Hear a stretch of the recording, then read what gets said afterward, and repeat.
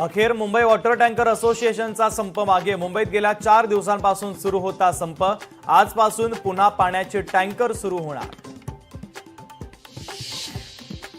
वक्फ कायदा मुस्लिमांसोबतचा खरा सामाजिक न्याय। सुधारणा कायद्यासंदर्भात पहिल्यांदाच पंतप्रधान मोदींचं भाष्य। निधी वाटपावरून अमित शहांकडे एकनाथ शिंदेंची तक्रार। सूत्रांची माहिती तर अजित पवार नाराज असल्याच्या चर्चा।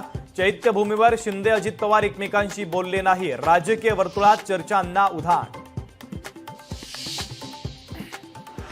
रायगड जिल्ह्यामध्ये ठाकरेंच्या शिवसेनेला मोठा धक्का। रोहा तालुका प्रमुख समीर शेडगे राष्ट्रवादीमध्ये तर तब्बल 8 वर्षांनंतर शेडगे यांची घर वापसी।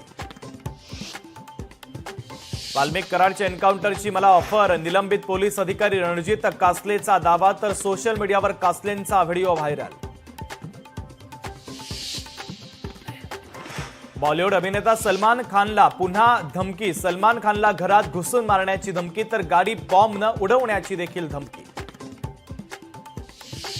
पंजाब नॅशनल बँक घोटाळा प्रकरणातील आरोपी मेहुल चोक्सीला बेल्जियममध्ये अटक तर भारताच्या विनंतीवरून चोक्सीला अटक करण्यात आल्याची सूत्रांची माहिती।